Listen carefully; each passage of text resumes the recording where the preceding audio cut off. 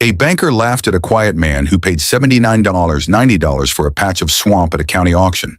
23 years later, that same patch of swamp held a $36 million development hostage, and the quiet man never raised his voice once. What did he know that nobody else in the room bothered to check? On March 14, 2019, a title attorney named Brent Harlow set his coffee down, picked up his phone, and called the Mercer County Development Authority with 4 words: "We have a problem." The problem was not the 14 acres, not the $36 million in committed funding, not the 3 investors or the 5-year timeline or the mixed-use project that had already been announced in 2 newspapers and a county press release. The problem was a man named Gerald Wick. Gerald was 71 years old. He lived in a clapboard house a quarter mile off Route 9 with a gravel driveway, a barn he had not used in 9 years, and a wife named June who kept the porch light on until he came inside. He owned 1.7 acres of land, and that land sat directly in the path of the Development Authority's planned access road. Not beside it, not near it, through it. Gerald Wick was not selling. But this story does not start in 2019. It starts 23 years earlier, in a courthouse basement that smelled like burnt coffee and old carpet. In the summer of 1996, the county held a tax auction in the basement of the Mercer County Courthouse. Fluorescent lights hummed above 4 rows of folding chairs. A clerk with a 3-ring binder stood behind a table with a microphone that buzzed every time she leaned in too close. A coffee pot sat on a card table near the door. Nobody had refilled it since 8 in the morning. There were 11 parcels on the list.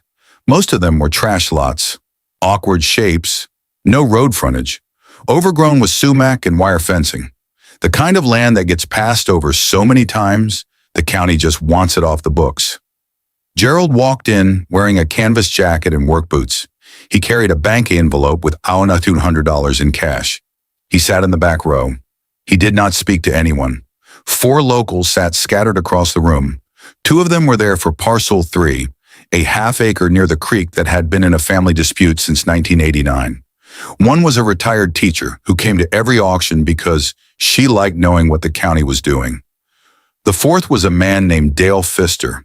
Dale managed the regional office of Mercer National Bank. He wore pressed slacks and a sport coat. He sat in the 2nd row with his legs crossed and a legal pad on his knee. He was not there to buy. He was there to watch. The auction moved fast. The clerk read parcel numbers. The few hands that went up quickly. Most lots sold for under $500. One sold for $12. Parcel 7 came up at 10:47 a.m., listed at $47 per acre. 1.7 acres. No road frontage, no structures. County records described it as drainage land with seasonal standing water. It had been on the delinquent tax roll for 6 years. Gerald raised his hand. Nobody else moved. Sold $79.90. The clerk wrote the number on her sheet. Gerald stood, walked to the table, signed the deed transfer form, and counted out $80 from his envelope. The clerk gave him a dime in change and a carbon copy receipt. Dale Pfister turned around in his chair. Gerald recognized him. 5 years earlier, in 1991, Gerald had walked into the Mercer National Branch on Oak Street and applied for a small business loan to buy surveying equipment. Dale had reviewed the application personally. He denied it in under a week. The rejection letter was 1 paragraph. Now Dale looked at Gerald. Then he looked at the parcel number on the clerk's sheet. Then he let out a short laugh through his nose. Not a quiet laugh. The kind that fills a room of folding chairs. That is swamp brush and a drainage ditch, Gerald. What are you going to do with it? Build a castle? The retired teacher looked down at her hands. The clerk kept writing. Gerald did not answer. He folded the receipt once, slid it into the inside pocket of his canvas jacket, and walked out of the courthouse basement into the afternoon sun. He did not look back. He did not need to, because Gerald Wick had already been to the county clerk's office 4 times that month. He had already read a filing that nobody in that room had ever heard of. He had already traced a line on a hand-drawn map at his kitchen table using a ruler and a ballpoint pen while June poured coffee and asked him what he was looking at. He told her the same thing he always told her. Just making sure. Gerald walked out of that auction with a receipt in his coat pocket and a piece of land the county had been trying to give away for 6 years. And he knew something about that land that Dale Pfister, the clerk, the retired teacher, and every investor who would ever touch the rail corridor did not know. He knew what was buried in the paperwork underneath it, and he was not going to tell a single soul until the day it mattered. If you think Gerald just got lucky with a piece of swamp, you are not paying attention. Stay until the end, because what Gerald found in a dusty filing from 1912 is the reason a $36 million project came to a dead stop. Plat Book 19, page 114, filed April 3, 1912, Mercer County Clerk's Office, under the stamp of a man named T.R. Fenton. Gerald found it on a Tuesday in February of 1996, 4 months before the auction. He was sitting in the reading room of the Mercer County Public Library at a long oak table under a window that faced the parking lot. He had a stack of cloth-bound county plat books in front of him, the kind with linen pages and ink stamps from before the First War. The room smelled like old paper and floor wax. A ceiling fan turned slowly above him, even though it was winter. Gerald had been coming here every Tuesday for almost 2 years. He was not looking for anything specific. That was the part nobody would ever understand. Gerald Wick was a land surveyor, not the kind with a company truck and a laser transit, the kind who carried a steel tape and a plumb bob and could tell you the grade of a hillside by watching how water sat in a tire track after rain. He had worked for the county for 19 years before the office let him go in 1994. Budget cuts. 3 men over 50, all replaced by a contract firm from Harrisburg that bid 40% lower. Gerald did not fight it. He packed his field books into a cardboard box and drove home. But he kept reading, every Tuesday, same table, same window. He requested old plat books and zoning records going back to 1905. He read them the way other men read box scores, slowly, with attention, looking for patterns. And he found one. Every time the county rezoned a corridor for a rail line, a highway bypass, a utility easement, they filed a new survey, but they almost never checked the old one. They layered the new map on top of the old map and moved on. Rights granted in 1912 could sit underneath a 1956 rezoning, underneath a 1983 rail abandonment, underneath a 2004 tax acquisition, and nobody would know. Because nobody looked. The clause on page 114 was 7 lines long, handwritten, notarized by T.R. Fenton. It granted perpetual right of passage along a strip of land 12 feet wide and half a mile long, running northeast from a parcel near Route 9 to the river. Perpetual. Gerald pulled the 1956 rezoning map and laid it beside the 1912 plat. Then he pulled the 1983 rail abandonment filing, then the 2004 tax acquisition records. Not one of them mentioned the clause. Not one of them filed a motion to dissolve it. The right-of-way had been sitting in the records for 84 years, alive, valid, and invisible. Gerald closed the plat book. He returned it to the desk. He walked to his truck in the parking lot and sat behind the wheel for a full minute before he turned the key. That night, he spread a county road map across the kitchen table. June was at the stove. The kettle was heating. Gerald uncapped a ballpoint pen and drew a single line from the parcel near Route 9 northeast to the river. The line cut directly through the old rail corridor. June set a cup of coffee beside the map and looked at it. "What is that line?" "A right-of-way. From 1912. She studied his face. "And nobody filed against it?" Gerald shook his head. June picked up her cup and sat down across from him. She did not ask anything else. Over the following months, Gerald watched. He drove past the corridor on Saturday mornings.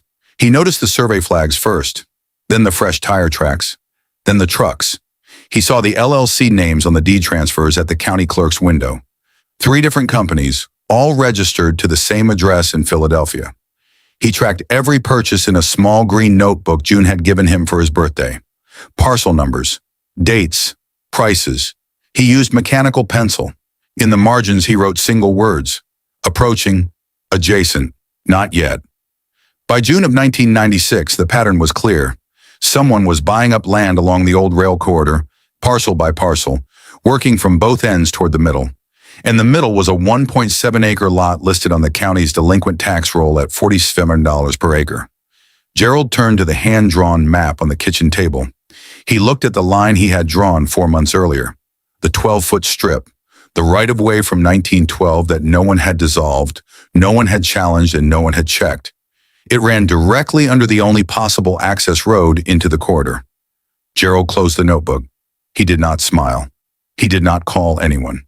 He did not tell June more than she had already guessed. He simply drove to the courthouse 4 weeks later with $200 in a bank envelope and sat in the back row. $8,000. That was the number Phil Corrado said out loud on Gerald's front porch in the fall of 2002, 6 years after the auction. Corrado was young, polished, and holding a leather portfolio with a gold clasp. He had driven up the gravel driveway in a silver sedan and knocked on the screen door while Gerald was rinsing a coffee cup at the kitchen sink. Corrado said he represented a client assembling land along the rail corridor. He said $8,000 was generous for a parcel assessed at less than $200. He smiled when he said it. Gerald dried the cup with a dish towel and set it on the counter. No, Corrado tilted his head. I would encourage you to think it over, Mr. Wick. This is a strong offer for land with no road frontage and no structures. Gerald held the screen door open. I have thought it over. Corrado slid a business card onto the porch railing. Gerald never picked it up. 2 springs later, the card was still there, faded and curled from the rain. June swept it into the trash without comment. Between offers, Gerald kept his routine. Every spring, he wrote a check to the county assessor's office. $14.20 a year. He mailed it the first week of April. The same week, he walked the 12-foot strip with a brush hook. He cleared saplings. He pulled wire fencing. He checked the 2 survey stakes he had set in 1998. He logged the date in the green notebook. Work performed. Condition of the strip. He never missed a year. Nobody asked him to do it. Nobody watched him do it. But the notebook filled slowly, page by page, entry by entry, in mechanical pencil that did not fade. In 2007, the county sent a letter, not an offer, a request. They wanted Gerald to voluntarily release his parcel for a proposed Greenway corridor. The letter mentioned community benefit and environmental restoration. It did not mention the right-of-way. It did not mention the 12-foot strip. Gerald read it at the kitchen table. He folded it and placed it in the filing cabinet beside the furnace, behind the tax receipts. He wrote back one sentence. I respectfully decline. In 2011, the third offer came. This one was not from a young agent or a county office. A woman named Karen Lyle arrived in a black SUV on a Wednesday afternoon. She wore a gray suit and carried a leather briefcase. She said she represented Mercer Corridor Partners, a development firm based in Philadelphia. Gerald poured 2 cups of coffee and sat across from her at the kitchen table. She placed a single-page document in front of him. The number at the bottom was $45,000. Gerald read it. He set down his cup. No. Karen leaned forward. May I ask why? Gerald looked at her. Because you need what is under the parcel more than you need the parcel. Karen blinked. She did not understand. She thanked Gerald for his time and walked to her car. Gerald watched from the porch until the SUV reached the end of the driveway. June came outside and stood beside him. She did not ask what the offer was. She had heard the number from the kitchen. How long are you going to wait? Gerald looked out across the fields toward the corridor. Until they cannot go around it. June nodded. She went back inside and closed the door softly behind her. Their daughter, Claire, was 12 years old the first time she asked about the strip. She had been riding her bicycle along the gravel path behind the barn when she found one of Gerald's survey stakes. She pulled it up and brought it to the porch. What is this for, Dad? Gerald took the stake from her hand, walked it back to the strip, and pushed it into the ground again. Marking what is ours. Claire did not ask again, but she remembered. In 2016, the Mercer County Development Authority announced the project. 14 acres, mixed use, retail, residential, a public plaza, $36 million in committed funding, 3 investors, a 5-year timeline. Gerald read about it in the local paper. He showed June. She looked at him over the top of her reading glasses. That is your road, is it not? Gerald folded the paper and set it on the table. Somewhere in a glass-walled office in Philadelphia, Diane Ashford circled a date on a whiteboard and told her team the corridor was clean. Brent Harlow, the title attorney, nodded. Nobody in the room mentioned a 12-foot strip. Nobody mentioned Gerald Wick. Between 2016 and 2019, The Development Authority acquired every parcel along the corridor, 12 property owners, 3 estates, 2 contested tax liens. All of them sold, except Gerald. They never came to Gerald because they never checked the 1912 filing. On a morning in March of 2019, Gerald was sitting at the kitchen table with his notebook open and his coffee half finished when the phone rang. He looked at the screen. The number was unfamiliar. Area code 215, Philadelphia. Gerald set down his cup. He placed his hand on the receiver. He did not pick it up yet. $420,000, the voice on the phone said. One-time payment. Clean title transfer. We can close in 10 days. Gerald listened. He did not interrupt. He let the man on the other end finish his sentence, his second sentence, and his third. Then he said one word. No. The line went quiet for 3 full seconds. The man identified himself as counsel for Mercer Corridor Partners. He asked Gerald to reconsider. He said the offer was more than fair. He said the Development Authority had a timeline. Gerald thanked him for calling, then he hung up. He picked up his coffee. It had gone cold. He poured it out in the sink, rinsed the cup, and set it upside down on the towel beside the stove. June looked up from the table. How much? Gerald told her. She nodded once. That was all. 2 weeks later, Claire Wick drove down from Scranton. She was 35 years old. She had passed the bar in 2009 and spent 6 years doing property title work for a firm that handled state transportation easements. She had not asked Gerald about the strip since she was 12. She did not need to ask now. Gerald met her at the door and handed her the green notebook, the manila folder from the filing cabinet, and the original deed with the 1912 clause stapled to the back. Claire spread them across the kitchen table beside the hand-drawn map Gerald had drawn in 1996. She read in silence for 40 minutes. She turned the pages of the notebook slowly. She cross-referenced the tax receipts with the maintenance log. She held the 1912 plat up to the window and traced the 12-foot line with her finger. Then she closed the notebook and looked at her father. You have been maintaining this strip for 23 years. Gerald nodded. Every April.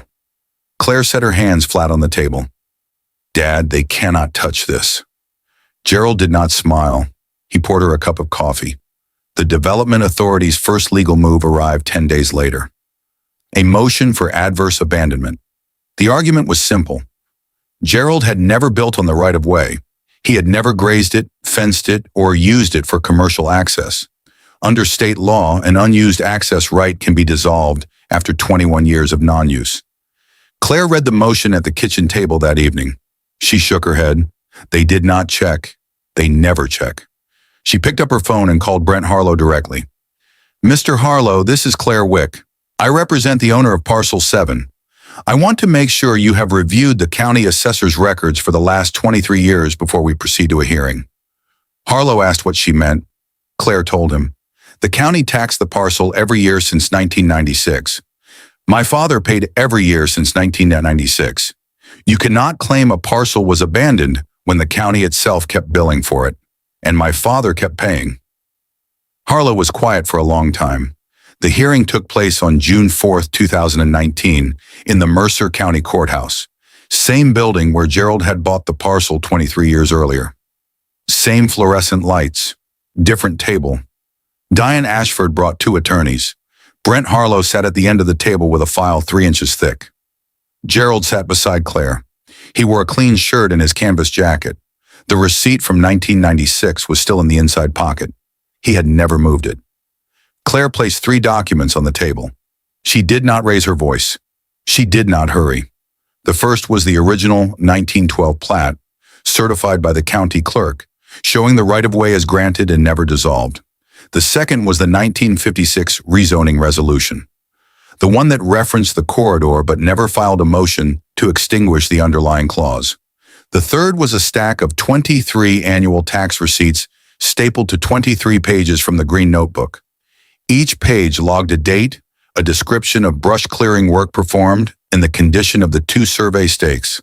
23 years of maintenance, 23 years of tax payments, not one gap. Claire looked at Brent Harlow. Your client's motion requires proof of abandonment. This is proof of the opposite. The judge reviewed the documents for 9 minutes. The motion was denied. Diane Ashford stood and left the room without speaking. Brent Harlow reached for his phone before the door closed behind her. 2 weeks later, Harlow called Claire. Not Gerald. Claire. He asked if her client would consider terms. Claire drove to Gerald's house that Saturday. She sat across from him at the kitchen table, the same table where he had drawn the map, where he had refused Karen Lyle's $45,000, where he had poured coffee for every person who had ever come to buy what he would not sell. They want to negotiate. Gerald set down his cup. No lump sum, monthly payment, adjusted for inflation, transferable to heirs, recorded against their parcel as a lien. Claire wrote it down. She called Harlow that afternoon. He pushed back on the inflation adjustment. Claire said no. He pushed back on the lien. Claire said no. He accepted every term by the end of the call. Gerald received the news from Claire by phone that evening. It is done, Dad. Monthly easement, $4,100, indexed, 40-year minimum. Gerald was standing on the porch. June was inside. The light was on. Good. 3 words. That was all. June heard him come inside. She looked up from the kitchen table. She did not ask what Claire had said. She put the kettle on. The signing took place at the county clerk's office on a Thursday morning. Gerald signed his name beside Claire's. The clerk stamped the document and filed it in the same office where T.R. Fenton had stamped the original clause 107 years earlier. Gerald walked to his truck. He opened the glove box and took out the green notebook. He turned to the last page. He uncapped his mechanical pencil. He wrote one line. Settled, terms accepted. June was right. He closed the notebook and set it on the passenger seat. Dale Pfister, the banker who had laughed at Gerald in 1996, had retired in 2014. His bank was acquired by a regional holding company in 2017. Dale read about the Mercer Corridor Agreement in the local paper on a Sunday morning. He did not say anything. Gerald never mentioned his name again. The retired teacher who had been at the auction in 1996 saw the article too. She cut it out and pinned it to her refrigerator. She told her neighbor she remembered the man in the canvas jacket who paid $79.90 and walked out without saying a word. She said she always thought he knew something. Some men spend their whole lives collecting money. Some spend it collecting influence. Some spend it collecting anger. Gerald Wick spent 23 years collecting patience, and patience paid $4,100 a month for the rest of his life. Now here's the question Gerald's story leaves behind. If you were sitting in that courthouse basement in 1996 with $80 in an envelope and a piece of paper nobody else had read, would you have waited 23 years for the payoff? Or would you have taken the $8,000 and walked away? Drop your answer in the comments. And if you made it this far, you already know which choice Gerald would have picked.